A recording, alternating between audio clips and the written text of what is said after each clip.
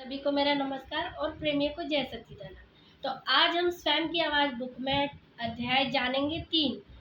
अध्याय 3 है अनंत शांति में अपने आप को जोड़े। और इसमें टॉपिक जानेंगे ना होने से होने की ओर।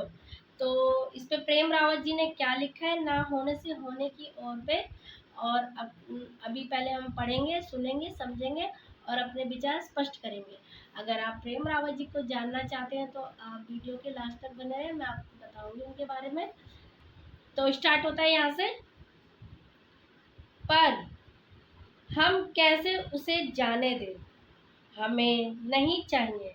हम शोर को कैसे जाने दें। मेरा एक सुझाव है, अपने अंदर नकारात्मक भावनाओं पर ध्यान न दें, बजाय इसके सकारात्मक को शक्तिशाली बनाएं। होना और ना होना सारे ब्रह्मांड में होता है, हम दोनों को पहचान सकते हैं।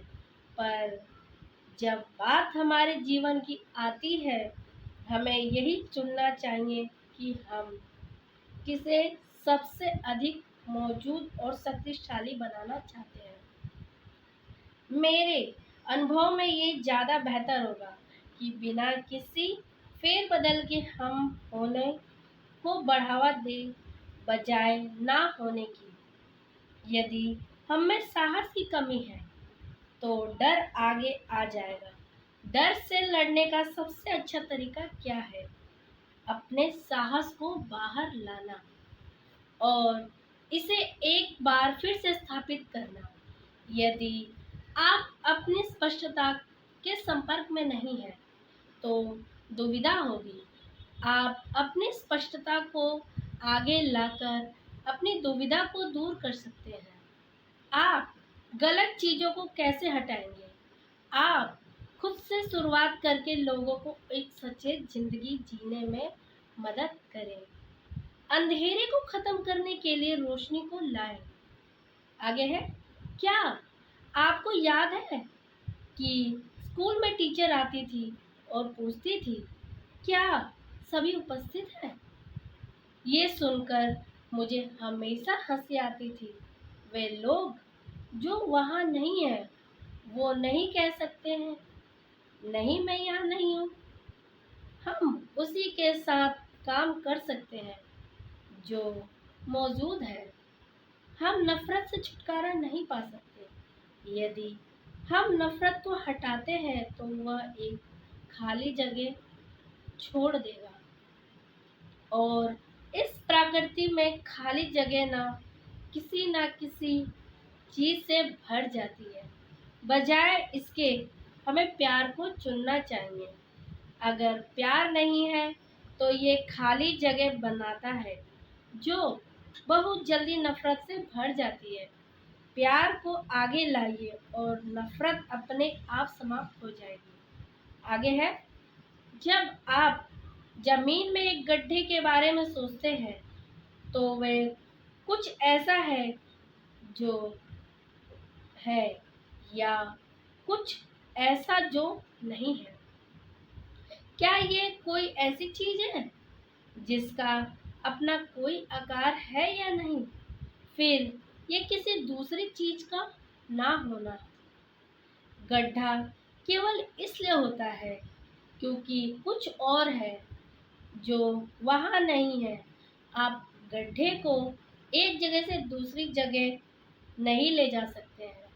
ना, मैं गड्ढों पर अपनी राय आपके साथ इसलिए साझा कर रहा हूँ क्योंकि ये हमारे अंदर किसी चीज़ के होने और ना होने की स्थिति को समझने में हमारी मदद करेगा।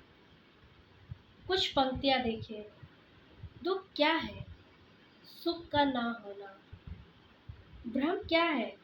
स्पष्टता का ना होना। अंधेरा क्या है? रोशनी का ना होना। लड़ाई क्या है? शांति का ना होना। इसे मैं एक बार और पढ़ना चाहूंगी, ये समझने की बात है। पंक्ति है, दुख क्या है? सुख का ना होना। भ्रम क्या है? स्पष्टता का ना होना। अंधेरा क्या है? रोशनी का ना होना। और लड़ाई क्या है? शांति का ना होना। तो ये समझने की बात है। आपने क्या समझा? आपने विचार स्पष्ट कर सकते हैं। आगे है, लड़ाई एक गड्ढा है, एक खालीपन, एक इनकार। लड़ाई क्या है? लड़ाई एक गड्ढा है, एक खालीपन है और एक इनकार है। तो हम लड़ाई को कैसे रोक सकते हैं?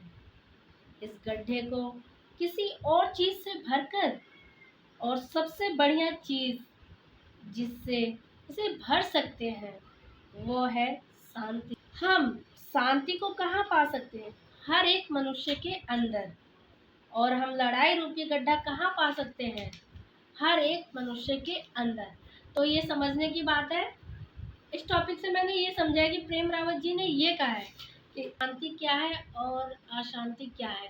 तो उन्होंने एक पंक्ति द्वारा समझाया है, जिसे मैंने 2 बार पढ़ा है, एक बार और पढ़ती हूँ मैं। दुख क्या है? सुख का ना होना। भ्रम क्या है? स्पष्टता का ना होना। अंधेरा क्या है? रोशनी का ना होना। और लड़ाई क्या है? शांति का ना होना। तो ये समझने की बात है कि तो जैसे एक एग्जाम्पल ये दे, दुख जब ही आता है जब हमारे पास सुख नहीं होता है। उसी प्रकार लड़ाई जब होती है जब हमारे पास शांति नहीं होती है।